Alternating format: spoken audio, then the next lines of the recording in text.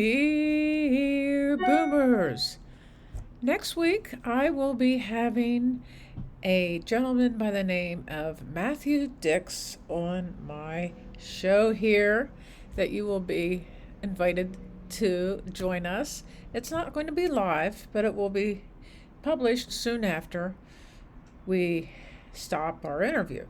Matthew Dix is a storyteller, and he has incorporated storytelling into almost everything that he does, which came to me as a very interesting way to approach life. I know that my husband, Tommaso, was an expert storyteller. He was hysterical. He was very funny. Everybody loved to listen to his stories. The same is true of my brother Delaney. Same thing. You felt like, you stepped into eternity whenever you were with these two guys. They would tell stories that were just, I think that's why I fell in love with my husband. He was a Renaissance man in the sense that he was a creative, he was in local theater, he was a writer, and then also he worked with his hands, he did home improvement, he was a mason, he built walls, which he loved to do more than anything. My brother was a local actor, and he was a playwright, and he too knew how to fix things around the house. And it's almost like when you listen to stories from people like that, you feel like you are sitting around a campfire, even though you're not. You feel like you're sitting around a campfire listening to things that have been told for centuries and centuries. And storytelling actually was one way that to carry oral history was one way that we learned about the indigenous peoples of the world. I know when I take a walk with my dogs up the street, we have a neighbor whose name is Larson. He is a storyteller. I don't know, he just is a natural storyteller. Even though he and I have absolutely nothing in common when it comes to politics, he's actually the head of the Republican Party in the district where we live. We never talk about politics, and he's almost like an old school Republican, whereby, the days of Eisenhower and Reagan and even McCain and that kind of thing. He's that kind of Republican. I can relate to people like that. So every time I go by his house, he happens to be there. He loves the dogs. He loves the dogs. And so we bond initially with the dogs, and then he tells a story, these epic stories about the dogs in his life. I have a few of those myself. Dogs, dogs, dogs, having dogs all your life can elicit great compassion from other dog lovers, of course, or kitty, kitty, catty cats. So Larson is a good example of somebody who tells stories all the time, and so was my husband, and so was my brother. I actually wrote a book that was nothing but stories. I told a story. It was almost like my nursing memoir. And so when I look back over my life as a nurse, I have many stories. The most hysterical one in this book has to do with my husband and I, Tommaso. We're studying under a teacher by the name of Leonard Lascaux, who wrote a book called Healing with Love. Tom became very close with Leonard, and Leonard is still alive. I believe he may be in his 90s, and he lives in Switzerland with his beautiful wife now. But in those days, Leonard was on the teaching holo-energetic healing. Tom had gone through all of the different courseworks and all the levels. This was before we started to work with Will Johnson, who was on this channel as well. So I decided that it would be really fun to have Leonard come to my hospital where I was working at the time. And we and I was the one who was going to set this up.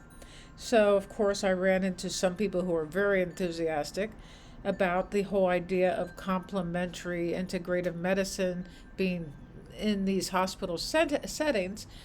But the head of OBGYN at the time was totally opposed to it. And but the thing is that I was garnering a lot of support for Leonard coming to the hospital.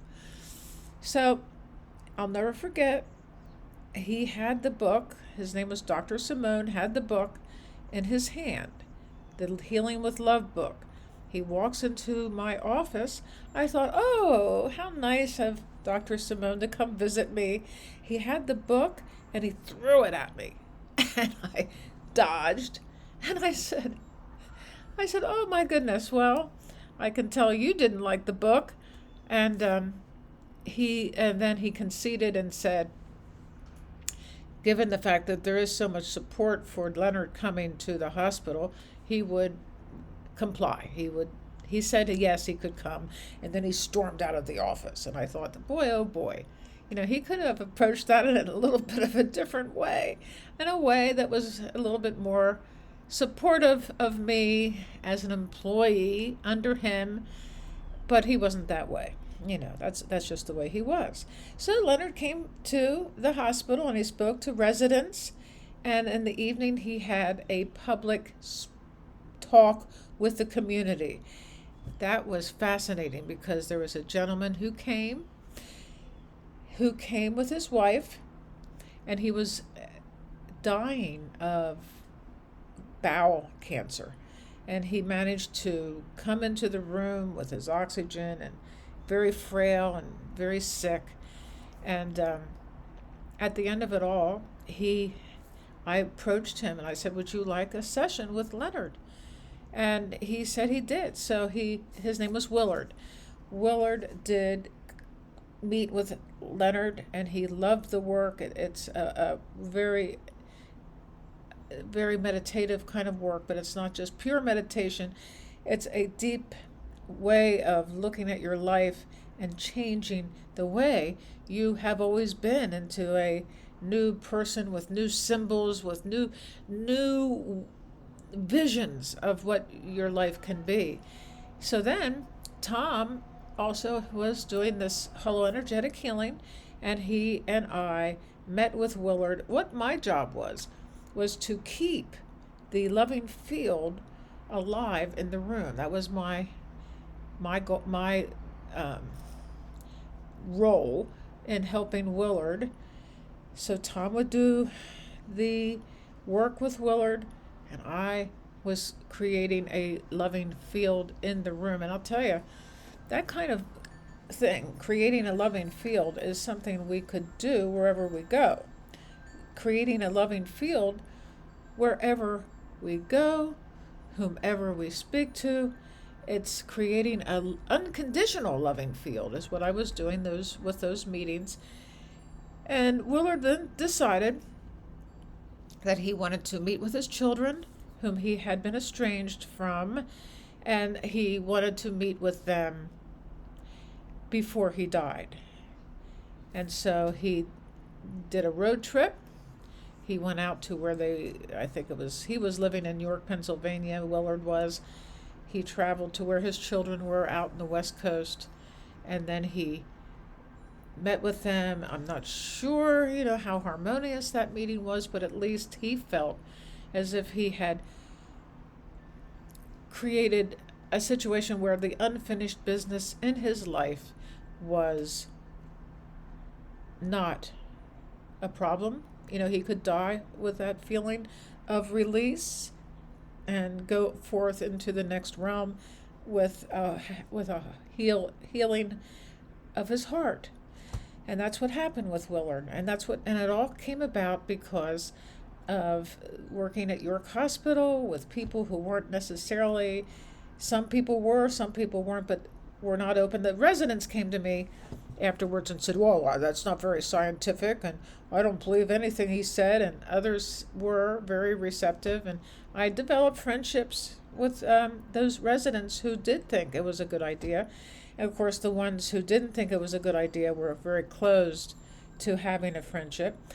So that was all because of being open to having, getting out of the comfort zone of modern medical medicine and reaching out to the kinds of medicine that I actually entered nursing to begin with. I wanted to be a nurse who was a healing person, and that's why I entered the profession. So, getting back to Matthew Dicks, he will, he's so interesting because he meets with CEOs of business companies and teaches them how to construct a story around their presentations or around their whole business approach. And I will be very interested to speak with him. I'm reading the book, but I haven't quite gotten through it. But I do believe that, as far as I'm concerned, telling stories is the way to go. I have my favorite people, my husband and my brother, to look to as to how it can be successful, and I can craft stories in these wonderful YouTube videos to make you more interested in what I have to say. So come up here. There should be a video that shows up, and I will talk with you tomorrow. Bye.